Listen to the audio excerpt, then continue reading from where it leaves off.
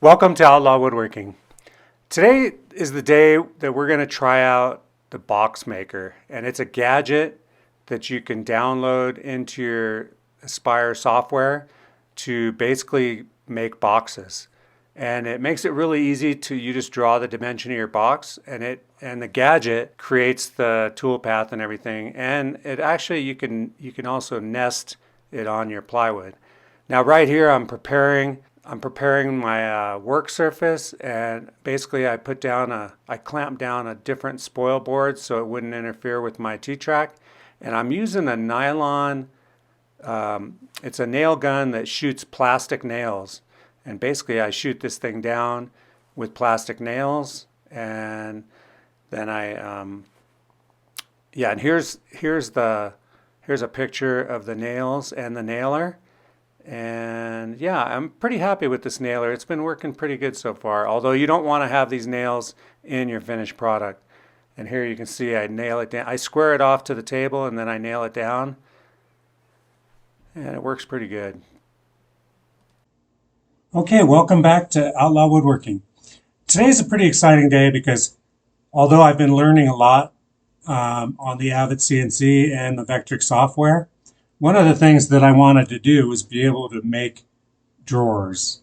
And so today's pretty exciting. No more signs today. I'm a little burnt out on the signs, but we are going to make a drawer, and we're going to use gadgets. Now we're going to start off, we'll create a new file, and let's get our dimensions right. So we're 48 by 48, and you want to get your thickness right so you don't damage the spoil board too much. And I've prepped my machine with another spoil board on top so that I could basically do this kind of stuff. So 9/16.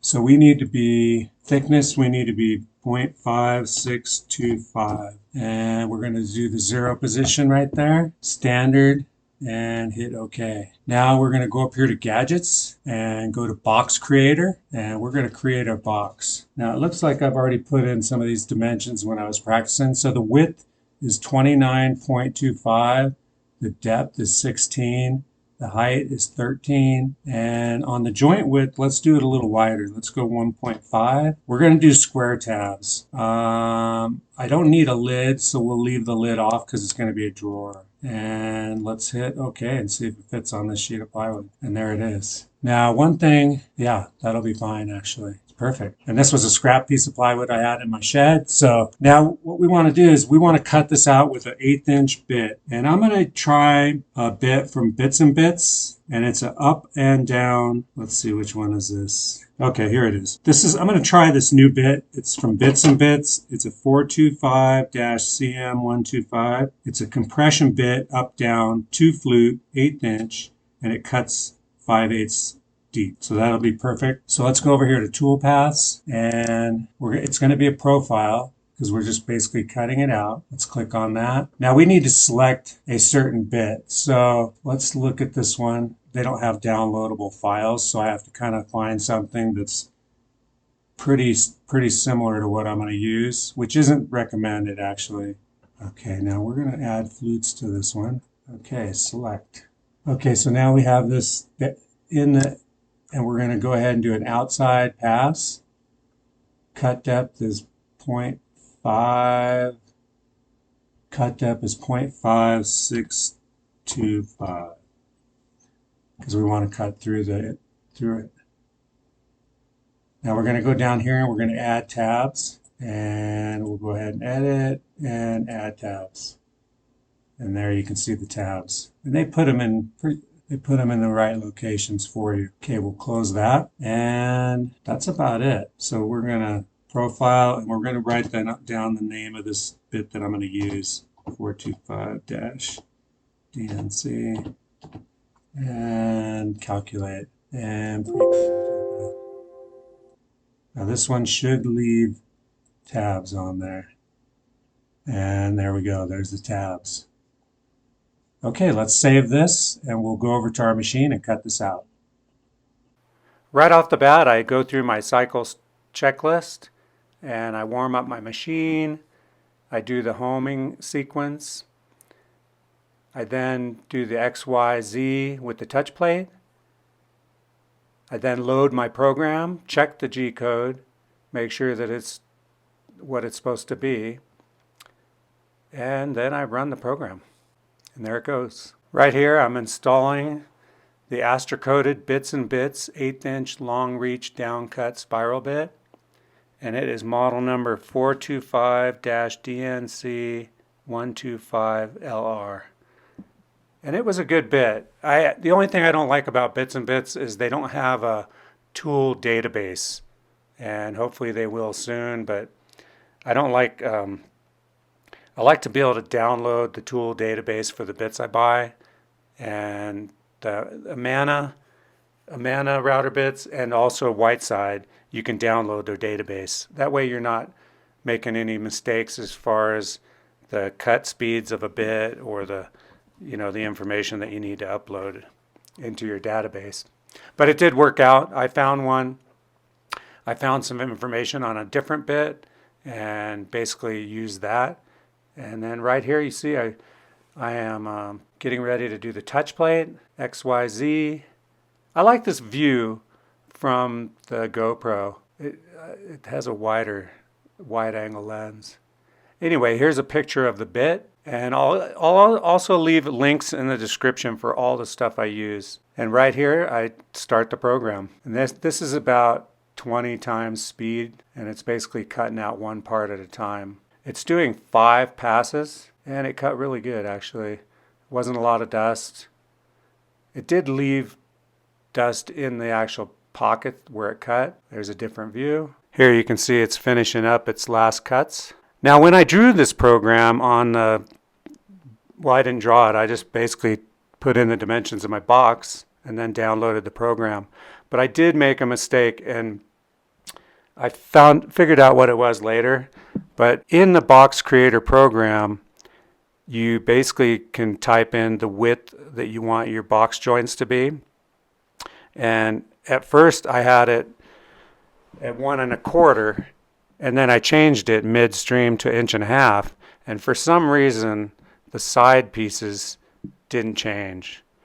But I was able to fix that afterwards. And here you can see I'm using a Dremel to cut out the little tabs, and then all these things just pop right out. Right here I take it over to my workbench, and this is when I find out that the side pieces were a little too narrow. I tape these pieces to protect from a lot of glue, and right there is when I figure out, hey, these side pieces are not right. Easy enough to fix though. I mark the 2 side pieces. It's a little strange that it changed all the other pieces but not those side pieces. And right here you can see I just take it over to my bandsaw and cut those side pieces out. Now you shouldn't have to do this, so next time we'll see if I'm a little more successful on the next run.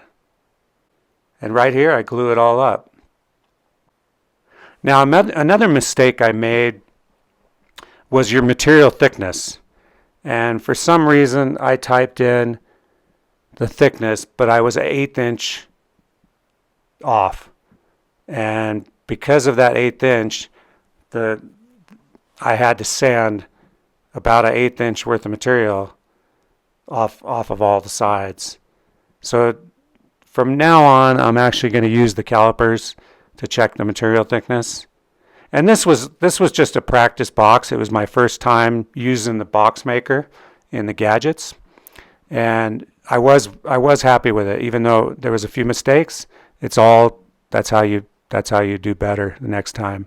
And yeah, so checking your material thickness is a huge thing, because it'll make it all flush where you won't even have to sand it.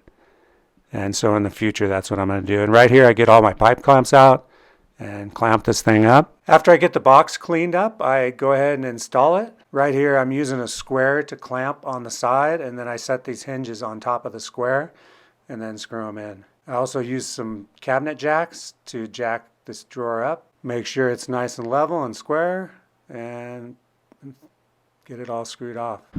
The next thing I do is figure out what I was going to put in that drawer, and I decided to put my rigid planer, my rigid orbital, my Makita planer, Makita orbital sander, and I'm going to make a drawer front and label the stuff that's going on here.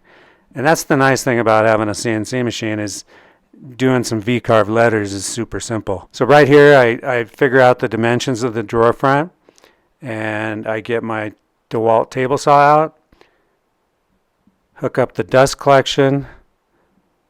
There's the dust collector. Get that turned on and hooked up, and get some safety glasses and proceed to cut this thing down to shape. Now over here I'm using the composite nailer again, and I'm squaring this thing up with the material and shooting it down.